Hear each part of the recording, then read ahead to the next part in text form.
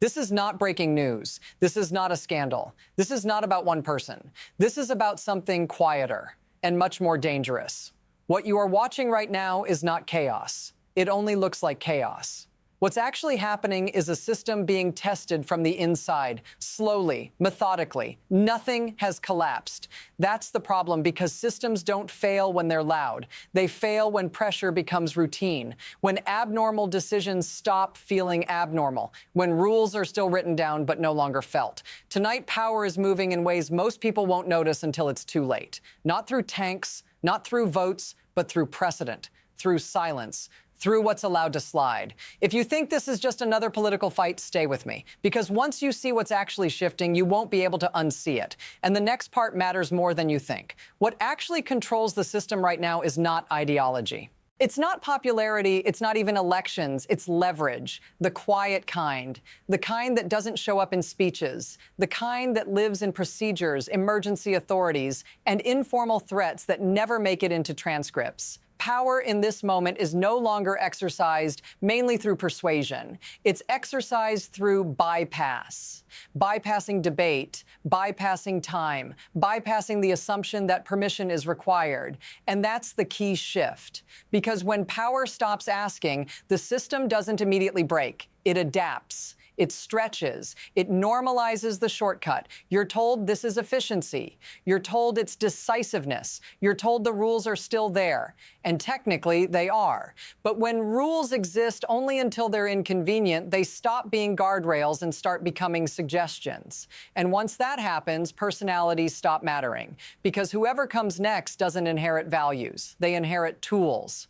And the next part is about how those tools quietly change shape without anyone voting on it. There was a time when extraordinary powers actually felt extraordinary. They were rare, specific, awkward to invoke. Before using them required explanation, justification, a sense that something had gone wrong. Now watch what changed. The language stayed the same. The thresholds didn't.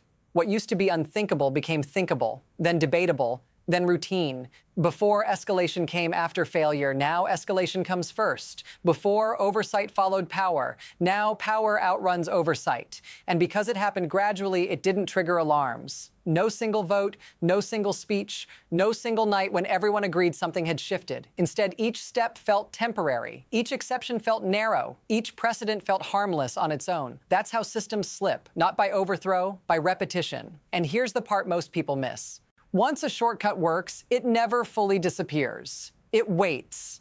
And the next section is where that waiting turned into action. Suddenly, visibly, and impossible to ignore. Then the abstraction broke, because this wasn't theoretical anymore. It wasn't buried in memos or process fights. The shock came when the president publicly entertained the use of American military force against Greenland. Not an adversary, not a rogue state, an allied territory. That detail matters more than it sounds like it should. Because Greenland is part of Denmark, and Denmark is part of NATO. And NATO is built on a single promise. An attack on one is an attack on all. So this wasn't bluster drifting into the void. It was a statement that carried consequences whether anyone wanted them or not.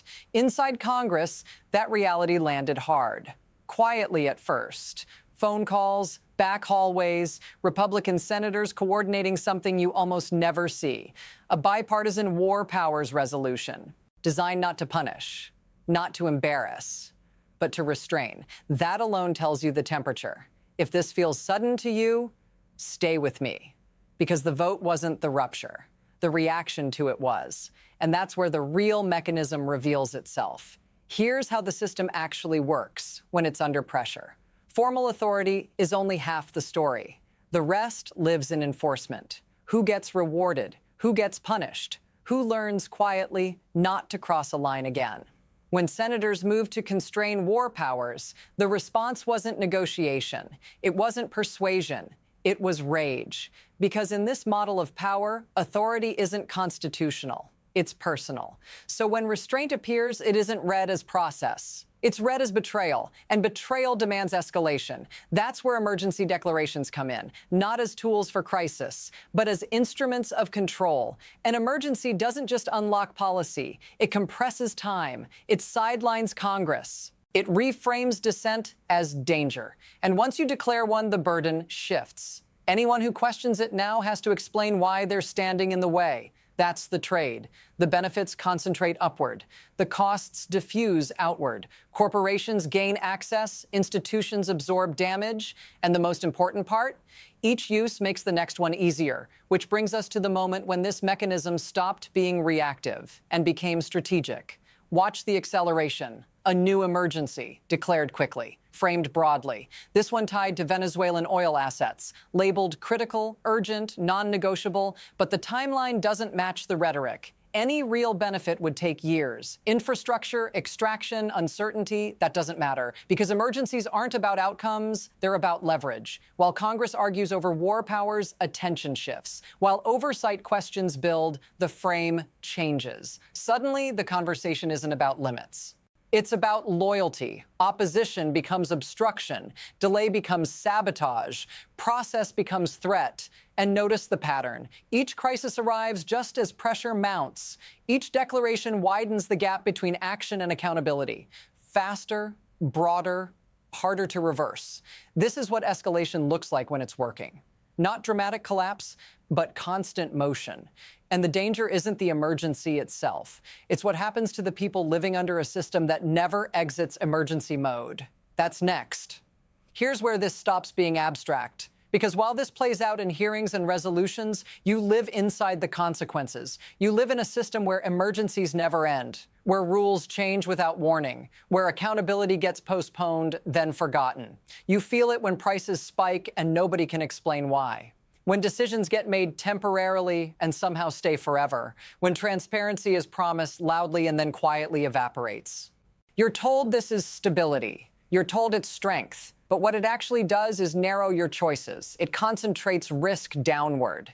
And it trains institutions to respond to pressure, not principle. If this feels distant, it's supposed to. That distance is protective for the people wielding the power. So stay with me, because understanding how this works is the only defense ordinary people ever get. And the next part is where this stops being contained inside one country. Once a system like this normalizes, it doesn't stay contained. Allies notice first, not through statements, through hesitation. When military threats get floated casually, treaties stop feeling solid. When emergencies become routine, commitments feel conditional, and that changes behavior. Other governments start planning around unpredictability. They hedge, they delay cooperation, they prepare for a version of America that might not show up the same way tomorrow. Markets react too, not with panic at first, with caution. Investment shifts, energy deals get recalculated, long-term assumptions quietly get rewritten. This is how local power moves become global signals, not through declarations, through trust erosion, because alliances aren't just paper agreements. Their expectations. And when expectations wobble, systems everywhere adjust to protect themselves. No one announces this out loud. There's no headline for it. But once it starts, it doesn't reverse easily.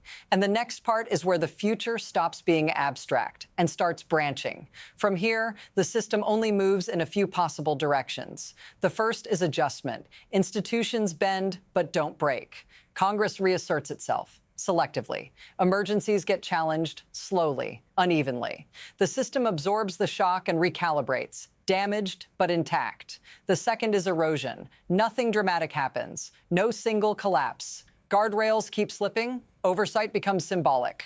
Emergency logic becomes the default setting. Power flows faster than accountability can follow. And over time, people stop expecting limits at all. The third path is rupture. That's when a future crisis arrives, real or manufactured. And the shortcuts are already built. Authority concentrates instantly. Resistance looks illegitimate. And institutions discover, too late, that what they allowed yesterday determines what's possible tomorrow.